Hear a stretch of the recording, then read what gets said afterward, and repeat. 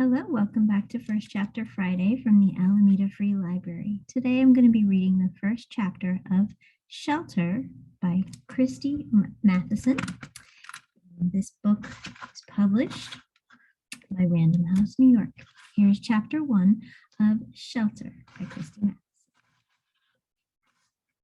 Illustration. It is in the shelter of each other that people live. An Irish proverb. 6:32 a.m. I open my eyes. Through a small window, I see a hint of light in the winter morning sky. That tells me it's time to wake up. But I curl my legs tighter to my chest under my blanket. I didn't sleep very well, partly because it was one of those nights when my feet never got all the way warm.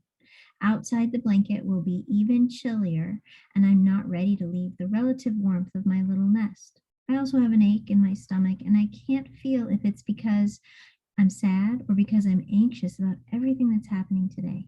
Probably both. It's not easy to get out of bed when you have that waking up ache. Still, I know if I don't get up now, I'll be late to school, and I don't want to be late. It's a Friday, and I have a 90-minute art period today. Plus, as exhausting as school can be, at least being there feels almost normal, unlike every other part of my life. Slowly, I peel my blanket off, sit up, and glance out the window again.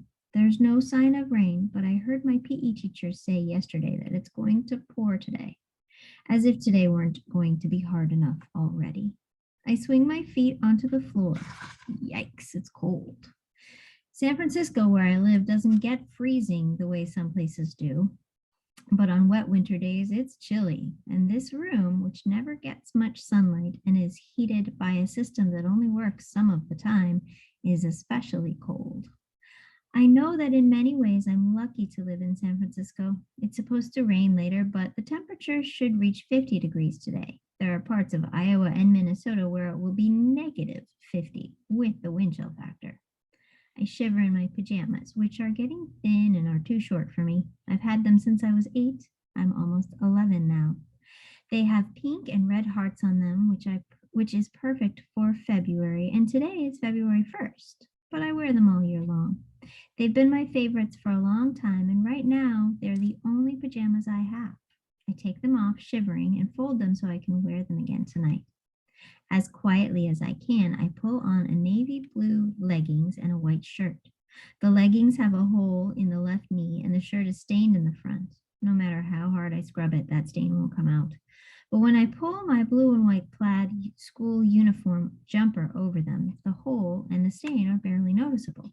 And at least my leggings and shirt are all the way dry this morning.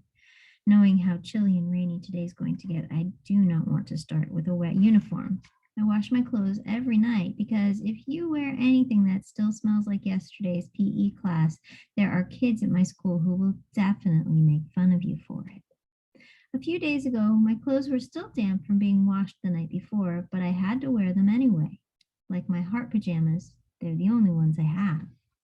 I put on my white socks, which thankfully are also completely dry. They're worn through at the heels, but they feel better than the bare floor at least. I lace up my white school sneakers, which aren't very white anymore. The arms of my navy blue school sweatshirt are getting short, but I need something warmer than a short sleeve shirt today, so I put it on. I brush my long hair and pull it into the tight braid Mama insists on every single day. We don't need to deal with lice right now, she reminds me, if I ever try to skip the braid. She's not kidding. I did get lice once. About 10 girls at my school had it. It's a pain to get rid of and expensive to pay for treatment. Since then, my hair always goes into a braid for school. I'm almost ready to make the journey across the city to my school, a private girls' school about 4 miles away. Today, I'll have to ride 2 city buses to get there, and I need to leave soon. Mama and my little sister Gabby usually go with me on the ride to school, and when they do, we only take one bus. Except for yesterday. Mama and Gabby were with me, but we were practicing for today when we knew I'd be making the trip to school alone. Because Mama has a job interview finally this morning. If she rides the bus to school with me, she might be late for it. And then she has to be at the hospital in the afternoon, so she can't pick me up from school either. So I have to go by myself. both ways, and probably in the rain, at least on the way home. I know it's not fair for me to be mad at Mama about this. I'm trying not to be, but no one else at my school is going to have to do what I have to do today. Mama doesn't want me walking to the farther away bus stop without her. Instead, I'll go to the closer bus stop, but that means changing buses halfway through the trip. It also means the whole ride takes longer. I check my backpack to make sure my homework folder is in there. Of course it is. I put it in there last night and checked 3 times. Homework is due on Fridays, and I have never turned my homework in late, not even after what happened to my dad, not even when everything that's been going on with Mama, Gabby, and me. Plus, if you turn your homework folder in during homeroom on Friday morning, you get it back by Friday afternoon, so you can take it home over the weekend to work on the next week's homework. That gives me something to do over the weekend, and it usually feels good to read my teacher's comments on my work from the previous week. With my backpack on, I lean over the cot where Mama is sleeping with Gabby. It's close to the mattress on the floor where I slept. So far, I've managed not to wake them up, even though I've been getting dressed about 3 feet away from them. Mama and Gabby usually wake up earlier than I do. My sister had a hard time falling asleep last night, though, and even after she fell asleep, she tossed and turned and cried out a lot. Then a loud noise from outside woke her up, and she had trouble falling asleep all over again, which means Mama and I didn't sleep very well either, but we can handle it better than a 2.5-year-old can. So I know Gabby should probably sleep as long as possible this morning, but I need to wake up Mama now to tell her I'm leaving for school and to make sure she's up in time to get ready for her day. She can't be late to her interview.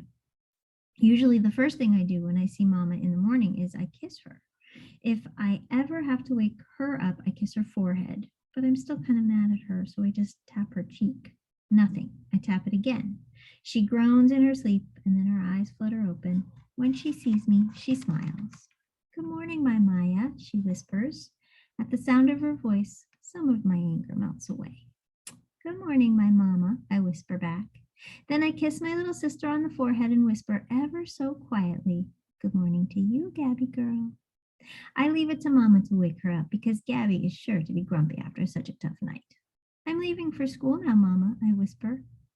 When I say that, Mama's eyes open wide and she sits up. She puts her hand on my cheek. Oh, my Maya, she whispers, and I think I see tears in her eyes. I know she wishes she could take me to school today like she does every other day. I think she really wishes she could just walk me to school like she used to. Look at you, all ready to go. I'm sorry I didn't wake up first. It's okay, I whisper. Last night was hard. We both glance at Gabby, who is now finally sleeping. Mama reaches over and strokes Gabby's soft head. Then she looks back at me. Do you remember exactly how to do the buses today? Mama asks. I do. I remember. It's fine, Mama, I say, the ache swelling in my stomach and some of my anger coming back. I try to sound confident even though I'm nervous, but people, kids, even my age, take the bus by themselves all the time. It will be just fine. It just doesn't feel fine right now. Did you take a banana? She asks. I will, I say, glancing at the 2 remaining bananas on the shelf near the door. I decide I actually won't take one, so Mama and Gabby will have something to eat. You are amazing, my love. I am so sorry I can't take you today. I'll see you here after you take the bus back from school. Have a beautiful day, my Maya. I can feel more of my anger melting away. I will, my Mama. You too. Good luck, I whisper. And tell Daddy I love him. I will, she whispers back. Thank you. I pause near the bananas to make her think I'm grabbing one. And I notice there are 3 left, not 2. I leave them all. My school lunch will come soon enough, and Gabby gets hungry in the morning. She can have 2 bananas if she wants. I'm not really mad at Mama. I'm definitely not mad at Gabby. I'm just sad and scared. So I turn and blow a kiss toward them. Then I quietly open the door of our room, close and lock it behind me, and walk down the hall of our homeless shelter. I really can't wait to read more of this. I hope you find it from the Alameda Free Library and enjoy it. See you next time.